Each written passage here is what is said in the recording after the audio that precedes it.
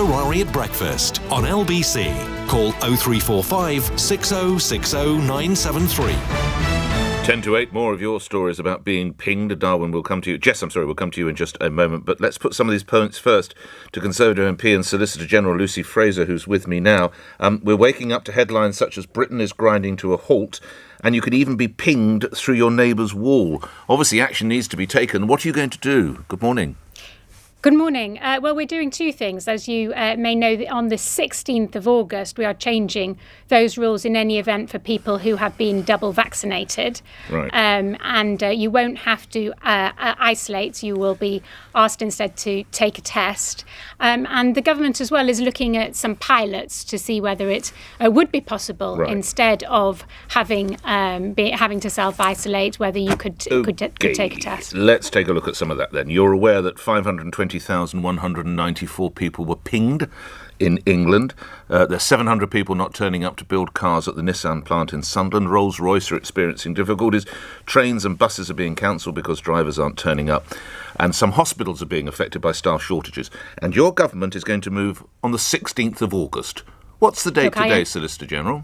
I understand. I'll help you then. It's the 16th of July, so it takes your government a month to move. Why?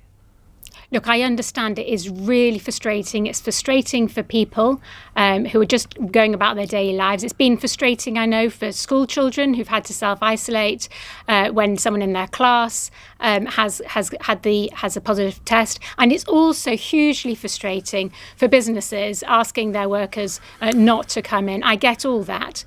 But we do have to take some measures. You're not answering the question, respectfully. I asked why is it taking a month?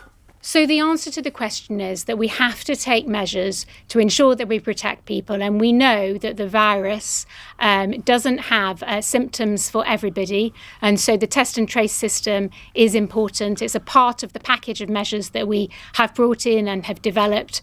And that will assist in keeping the infection rate down. And we know that will therefore assist in keeping hospitalisations and deaths down. Keeping the infection rate down. Do you think that's what the Euro's achieved? I know that there's been specific events where there have been a large number of people and measures have been taken, protection measures. There are rules in relation to this just doesn't add up. Tests. You're a very, very smart and well-educated woman. On the one hand, you're saying the government's doing all it can to protect us and you're striving to do that and you want to keep infections down. And the next day, well, not now, but a few weeks ago, we were watching 60,000 people at a football match. These two, these two don't add up, Mrs. Frazer. Well, there have been a number of events, sporting events throughout the country, very important events for the British people. We've had Wimbledon, we've had the Euros, fantastic result for the British team, almost, in relation to the Euros. Well, I was watching the England team, but clearly you were watching a different one. Do go on. Well, I think they did fantastically to get as far as they did, and I think they did a fantastic job. We're not talking about that. We're talking about 60,000 people and probably more. It just doesn't seem... All right, let's move to other matters then. It does mean that in one instance, a 12-year-old girl has been visited by the riot police in Manchester to check that she was quarantining. Does that make you proud to be British? Well, obviously, that's an independent case. The police are taking action. Do you support that? And I can't comment on the particular case. The police do follow up in relation to ensure that people are following the rules. Do you support a 12-year-old being visited by the riot police in Manchester? Just a yes or no, and that'll do. Well, you're actually asking me two contradictory things. You're saying, please don't have these mass sporting events because they're spreading infections. I'm sorry, a 12-year-old in her front room is not a mass sporting event, Solicitor General. I'll try again. Do you support the riot police visiting a 12-year-old girl in Manchester to see if she's self-isolating? Well, obviously, the facts of that case look like it's disproportionate, but I don't know the detail of the case, and I know that the police are looking into it. OK. The police or other authorities are also trying to track down whoever might have been responsible for leaking video footage of your former senior colleague, Matt Hancock. Do you support that action? I do think that where people have breached security rules, it is appropriate to investigate. But again, that investigation is ongoing. Right. Is there not a public interest case, though, concerning the former health secretary? You mean, is it appropriate that we as public citizens are aware of matters affecting the lives of our public figures? Is that the question? Yes. Is it appropriate that the man who was in charge of telling all of us to stay at home, not to hug, whatever it might be, was in fact hugging one of his colleagues while we were paying for that, of course, and might even have been involved in the hiring of her in the first place? I think that's in public interest. Solicitor General, do you?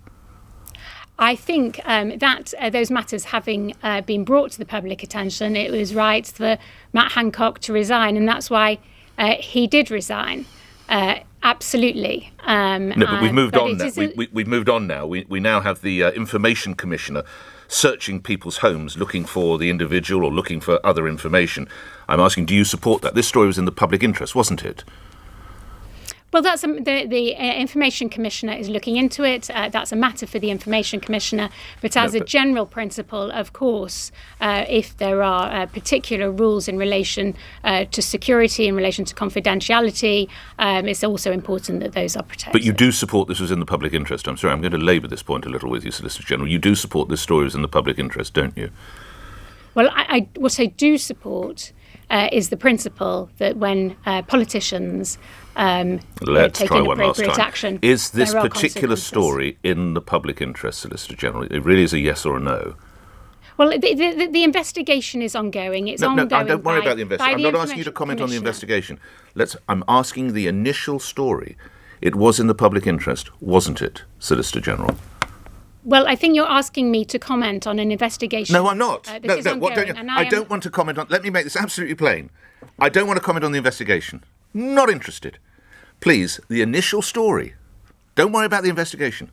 The initial story, it was in the public interest, wasn't Nick, it, I think what Solicitor you're General? Asking me to say is, what are the appropriate measures for journalists to take in order to break stories? No, I'm just asking, do you think it was in the public interest? And I'm not, in relation to one case, going to make a general statement.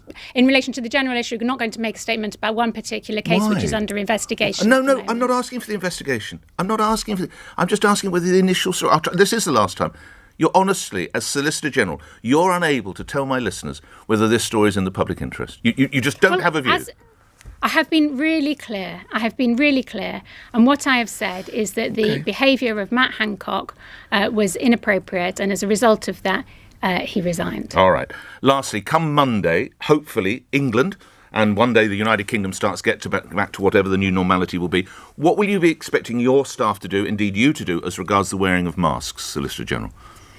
Well, I can talk about what I will do, and what I will do is I will wear a mask where it is appropriate to do so. I'm looking forward to not having to wear a mask in all circumstances. You and me both, and the Duchess of Cornwall. It's an ever-growing army we're looking forward to it. Yes. And many people, but I will wear a mask where I've been asked to do so, for example, by a mayor, whether that's my own mayor in Cambridgeshire or whether it's the London mayor when I'm here in Westminster. I will wear a mask if I think it's appropriate because other people are uncomfortable that I'm not, and I will respect that position, or whether I'm with vulnerable people in a crowded place where the risk of infection is high. All right. I wish you a safe weekend and good luck when you and your colleagues return to work. Thank you very much indeed, Conservative MP and Solicitor General Lucy Frazer speaking to us here on LBC. Listen, if I didn't get to your calls, Jess and Hindi, don't worry, we shall, because we're going to come back to our conversation concerning this Ping-demic, so we'll come to that. Meanwhile, coming up after the news, we have to ask about police in the dock. I've mentioned to the Solicitor General there we're using riot police in Manchester to visit the home of a 12-year-old. Well, what of the journalist and broadcaster